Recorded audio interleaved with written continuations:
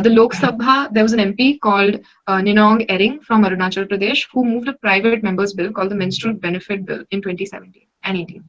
And the bill proposed that women working in both the public and private sectors would be given 2 days of paid menstrual leave each month. And the bill also provided better rest facilities for women at their workplace during menstruation. The bill is still in process. Now, the important thing to remember here is that menstrual leave is not a free pass or a privilege that you are demanding, but an acknowledgement that productivity just is lower on the first day or the second day. And you don't need to apologize for being a woman who has period pain. And instead, it's actually more important to make your employer understand why you need the leave and to discuss it in a professional manner.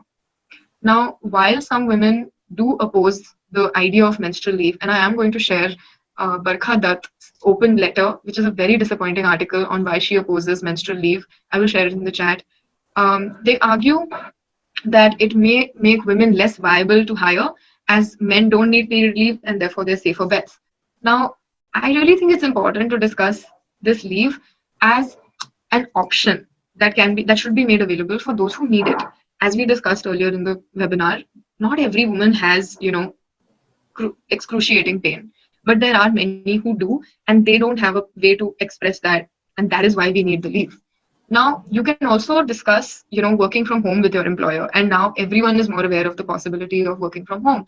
So we should definitely, once COVID, I don't know what will happen, but essentially when people start going back to work, know that working from home should be made an option available to you if you want it.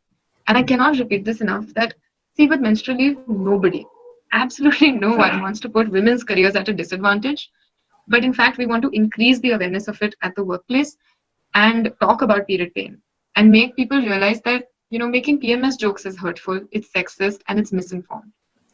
So it's really important to understand that, PMS, menstrual leave, is not a free pass, but actually a way to a more egalitarian work environment. And that by achieving conversations, first you have to start with conversations, of course, with women in your place of work. And then you rally the troops to speak to your seniors and your male colleagues about the experience in a way that makes them aware and encourages them to also speak to the women in their lives about this phenomena. And so I was looking at a couple of case studies, and I found that whenever, you can also listen to Munjal Kapadia's podcast on period health. It's on Spotify and a bunch of others. A lot of people have spoken about how once they start talking to men about their period pain and the fact that this is chronic and cyclical, men, they actually become much more sensitive and more cognizant of this, and that this encourages them to speak to women that they know about this.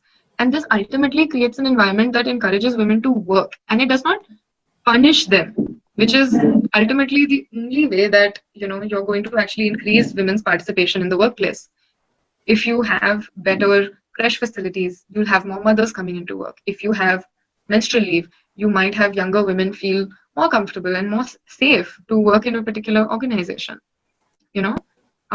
So by not speaking up, we are kind of accepting that periods are something to be ashamed of and something to apologize for and something to hide from your boss, who is ultimately another human being.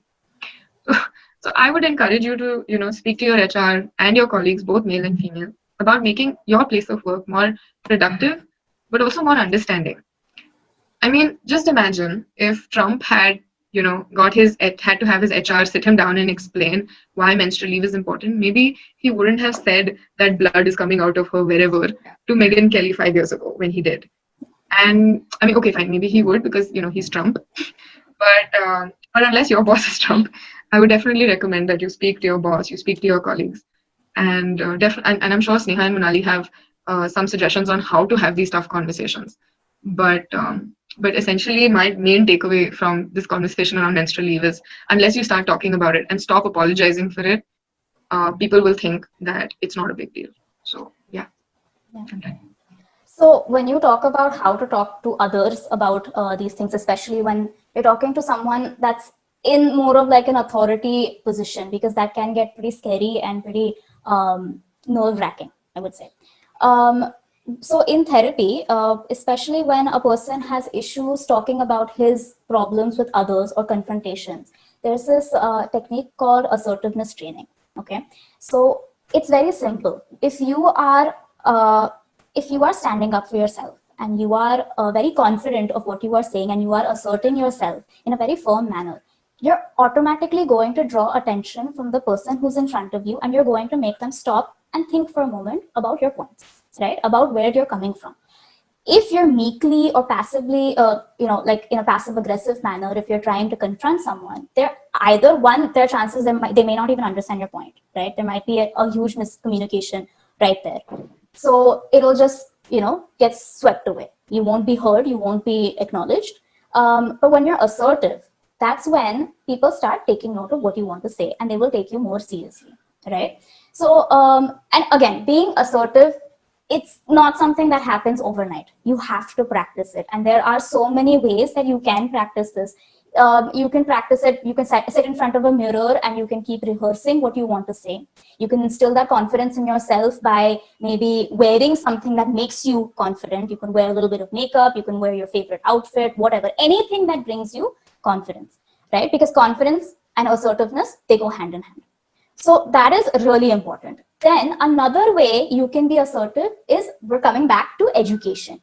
The more educated you are, the more facts you have in your palm, the more assertive you can be, because you know that what you're saying is the truth and it's nothing but the truth, right? No one can counter that with other facts, because there are none. You've got the right facts, right? So education is going to play a role in assertiveness. The mirror thing I said, you can practice with someone. So it's like a role-playing technique. A person in your house can maybe take the role of your supervisor or your manager or your boss or whatever, and they can talk to you the same way that boss talks to you, and then you can practice that way. So there are a number of ways that you can practice being assertive, and this is not just about asking for menstrual leave. This is about even demanding to have a conversation about periods, because the thing is that when you start these kinds of sensitive conversations about such topics, people's like a lot of people, they want to like instantly run away from that scene, right? So you don't want them to run. You want to make them stay, and you want like them to hear exactly what you want to say. That's where assertiveness comes in. So it's not just about the workplace where you're talking about the leave and you want this and you want that. It's your right. You have to accept that. But then when you have to have a conversation also, it's really important that you go with a very confident front. Yeah, so this assertive training, like, I mean, it can start at home, where you are trying and explaining this to your family members, like your father or your partner or your mother, whoever. And it's not even for others. The more you know about this, you know more about your own body, and you are able to deal with your symptoms, and you are more, just being aware of what exactly goes on helps you in general to be more comfortable with whatever goes on. You know what to predict, you know what will come our way. So that just in general is a very positive thing to just have. Okay, so I think we come back to stigma, right? Like, if your employer is not educated on what women go through and he is not aware of it, then yeah, he will get discouraged from hiring women, right?